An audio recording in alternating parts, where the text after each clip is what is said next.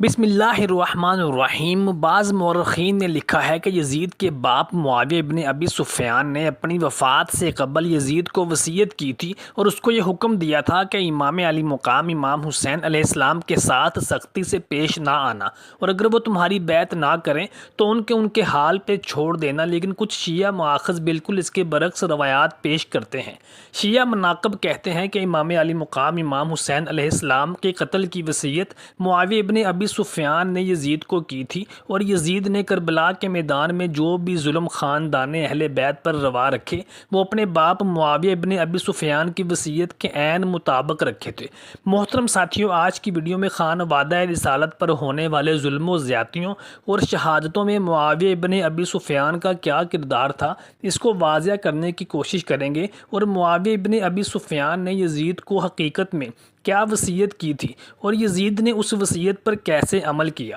امیر معاویہ نے اپنی وفات سے پہلے کچھ خاص لوگوں کو اپنے پاس شام حاضر کیا۔ ان میں سعید بن عاص، حسین بن نمیر، ضحاک ابن قیس شامل تھے، جو کہ امیر معاویہ کے خاص معاون کار اور مشیروں میں شمار ہوا کرتے تھے۔ معاویہ ابن ابی سفیان ان کو اپنے ہر عسکری اور غیر عسکری معاملات میں مشاورت کے لیے شامل حال رکھتا تھا۔ ان چاروں نے امیر معاویہ سے کہا کہ یزید کی بیعت لینا بہت مشکل ہے۔ اگر ہم خزانوں کے منہ کھول بھی دیں تو بھی 4 افراد ایسے ہیں جن کو کسی صورت میں ہم خرید نہیں سکتے۔ معاویہ ابن ابی سفیان نے دریافت کیا کہ وہ 4 افراد کون سے ہیں، تو انہوں نے کہا کہ حسین ابن علی، عبد الرحمن بن ابی بکر، عبداللہ بن عمر اور عبداللہ بن زبیر۔ امیر معاویہ نے حج کے دنوں میں مکہ کا سفر کیا اور ان مسلمانوں کے ان 4 سرکردہ افراد سے الگ الگ ملاقاتیں کی۔ سب سے پہلے یہ عبداللہ ابن عمر رضی اللہ تعالیٰ عنہ کے پاس پہنچے اور معاویہ ابن ابی سفیان نے ان سے کہا کہ میں اپنے بعد یزید کو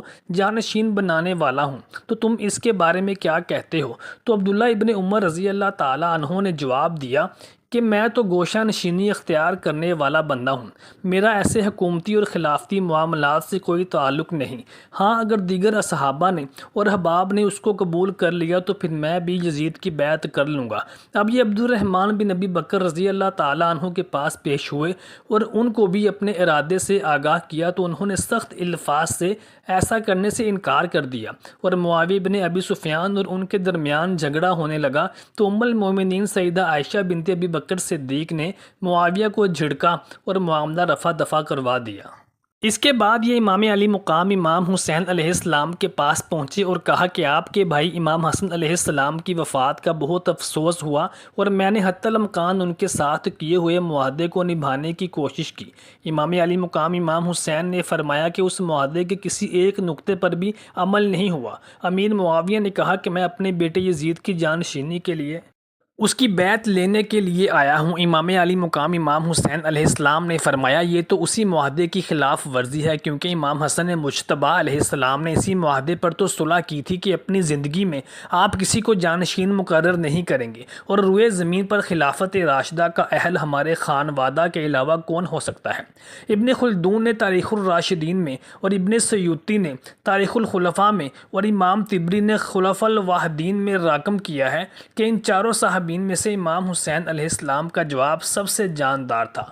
یزید پر یہ الزام ہے کہ اس نے والی ملک ہو کر زمین میں فساد پھیلایا، حرمین طیبین، خود کعبہ معظمہ اور روضہ طیبہ کی سخت بے حرمتی کی، مسجد کریم میں گھوڑے باندھے تاکہ ان کی لید اور پیشاب منبر اطہر پر پڑے، 3 دن مسجد نبی صلی اللہ علیہ وآلہ وسلم بے اذان و نماز رہی، مکہ مدینہ حجاز میں ہزاروں صحابہ و تابعین بے گناہ شہید کیے گئے، کعبہ معظمہ پر پتھر پھینکے گئے۔ اس کے علاوہ حسین بن نمیر نے آتشیں گولہ باری سے خانہ خدا کو جلایا، غلاف خانہ کعبہ پاڑا اور جلا دیا۔ مدینہ طیبہ کی پاک دامن پارسا خواتین شبانہ روز اپنے خبیث لشکر پر حلال کر دی۔ رسول خدا صلی اللہ علیہ وسلم کے جگر پارے کو 3 دن بے آب و دانہ رکھ کر ماں اہل و خانہ اور ساتھیوں کی مختصر تعداد کو تہ و تیغ ظلم سے پیاسا ذبح کیا۔ نبی رحمت صلی اللہ علیہ وآلہ وسلم کے گود کے پالے ہوئے تن نازنین پر بعد شہادت گھوڑے دوڑائے گئے، یہاں تک کہ تمام جسام مبارک کی ہڈیاں چور چور ہو گئیں۔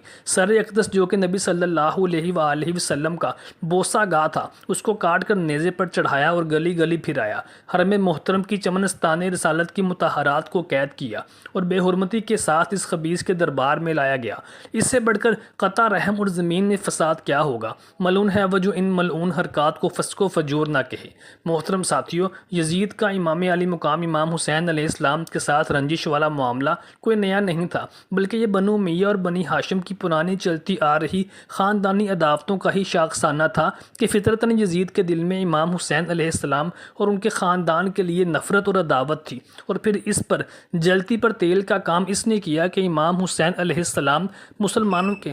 سرکردہ منظور نظر اور اہل بیت اطہار کے سربراہ کے طور پر سامنے آئے تھے، اور لوگوں کا جھکاؤ امام حسین علیہ السلام کی جانب فطرتاً تھا، کیونکہ وہ نبی معظم صلی اللہ علیہ وآلہ وسلم کی اولاد میں سے تھے اور حضرت علی کرم اللہ وجہ الکریم کے صاحبزادے تھے، اور پھر اس سے پہلے امام حسن مجتبیٰ علیہ السلام اور حضرت علی علیہ السلام کی مظلومانہ شہادت کی وجہ سے بھی لوگ زیادہ امام علی مقام امام حسین علیہ السلام کے ہاتھ پر بیعت کرنے کو ترجیح دے رہے تھے، اور یزید کے ظلم و زیادتیوں سے اور اس کی بدکاریوں سے بھی وہ سب لوگ واقف تھے۔ چنانچہ جب مسلمانوں کا جھکاؤ امام علی مقام امام حسین علیہ السلام کی جانب تھا تو یزید بدبخت کے دل میں یہ عداوت اور مضبوط ہوتی چلی گئی، جبکہ یزید کی جانشینی تو اس کے باپ معاویہ ابن ابی سفیان اپنی زندگی میں ہی اعلان کر چکے تھے، اور اپنی زندگی بیٹے یزید کی جانشینی کی بیعت بھی لینا شروع کر دی گئی تھی۔ اور اسی زمن میں معاویہ ابن ابی سفیان نے مروان بن حکم جو کہ اس وقت والی مدینہ اور عامل مدینہ تھا،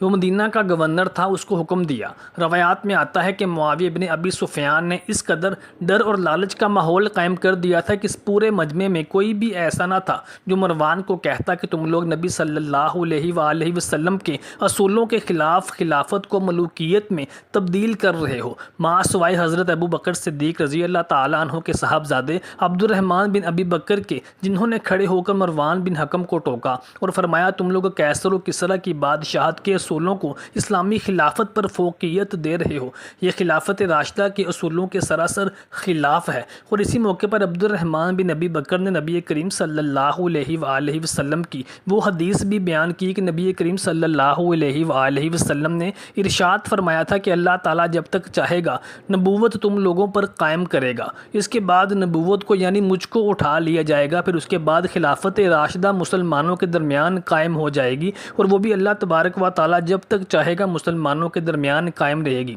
پھر اللہ تعالیٰ مسلمانوں پر کاٹ کھانے والی ملوکیت کو مسلط فرما دے گا۔ امام حسن مجتبیٰ اور معاویہ ابن ابی سفیان کے درمیان میں صلح کی ایک بنیادی شرط یہ بھی تھی کہ ان کے بعد کوئی جانشین مقرر نہیں کیا جائے گا، مگر امیر شام معاویہ نے اپنے بیٹے یزید کو اپنی زندگی میں ہی جانشین مقرر کیا اور اس کے لیے بیعت لینا بھی شروع کر دی۔ کچھ اصحاب رسول نے اس بیعت سے انکار کر دیا، جیسے کہ عبداللہ بن زبیر۔ امام حسین اسلام نے بھی بیعت سے انکار کر دیا کیونکہ یزید کا کردار اسلامی اصولوں کے مطابق نہیں تھا۔ یزید بدبخت کی تخت نشینی کے بعد اس نے امام علی مقام امام حسین علیہ السلام سے بیعت لینے کے لیے تگودو شروع کر دی۔ یزید نے مدینہ کے گورنر اور بعد میں کوفہ کے گورنر کو بھی سخت احکامات بھیجے کہ امام حسین علیہ السلام سے بیعت لی جائے۔ یزید بدبخت نے جب محسوس کیا کہ کوفہ کا گورنر نعمان بن بشیر نرمی سے کام لے رہا ہے تو اس نے اس گورنر کو معزول کر کے عبید اللہ ابن زیاد کو کوفہ کا گورنر بنا کر بھیجا، جو نہایت شقی قلب اور بدبخت اور ظالم تھا۔ مورخین نے لکھا ہے کہ ابن زیاد نے یزید کے حکم کی تعمیل کرتے ہوئے خاندان رسالت کو قتل کیا اور قیدیوں کو اونٹوں پر شہیدوں کے سروں کے ساتھ دمشق بھیج دیا۔ دمشق میں بھی ان کے ساتھ کچھ اچھا سلوک نہ روا رکھا گیا۔ یزید بدبخت نے حسین ابن علی علیہ السلام کے سر کو اپنے سامنے تشت پر رکھا اور ان کے دندان مبارک کو چھڑی سے چھیڑتے ہوئے اپنے کچھ اشعار پڑھنے لگا، جس سے اس کا نقطہ نظر معلوم ہوتا ہے، جن کا ترجمہ کچھ یوں تاریخ کی کتابوں میں بیان کیا گیا ہے۔ کاش آج اس مجلس میں بدر میں مرنے والے میرے بزرگ اور قبیلہ خزرج کی مصیبتوں کے شاہد ہوتے تو خوشی سے اچھل پڑتے اور کہتے کہ شاباش اے یزید، تیرا ہاتھ شل نہ ہو، ہم نے ان کے بزرگوں کو قتل کیا اور بدر کا انتقام لے لیا۔ بنی ہاشم کی سلطنت سے کھیل رہے تھے اور نہ آسمان سے کوئی وحی نازل ہوئی اور نہ کوئی فرشتہ آیا ہے۔ کچھ روایات کے ہے کہ امیر معاویہ ابن ابی سفیان نے یزید کو قتل حسین کی وصیت ہرگز نہیں کی تھی، بلکہ یزید نے اپنے باپ کی وصیت کے مطابق ایسا کچھ نہیں کیا، بلکہ انہوں نے یزید کو وصیت کی تھی کہ امام حسین علیہ السلام آل رسول اللہ ہیں، ان کے ساتھ نرمی والا برتاؤ کرنا، اگر وہ تمہاری بیعت نہ کریں تو ان کو اللہ کے چھوڑ دینا، ان سے سختی یا قتل والا معاملہ ہرگز مت کرنا۔ مگر جب یزید تخت نشین ہوا تو اس نے اپنی طاقت غرور کے نشے میں امام علی مقام امام حسین علیہ السلام اور ان کے خاندان کو بے دردی کے ساتھ کربلا کے تپتے ریگستان میں شہید کروا دیا۔ اللہ تعالیٰ سے دعا ہے کہ اللہ تعالیٰ ہمیں کربلا کے شہداء کی نسبت سے آپ صلی اللہ علیہ وآلہ وسلم کی شفاعت نصیب فرمائے۔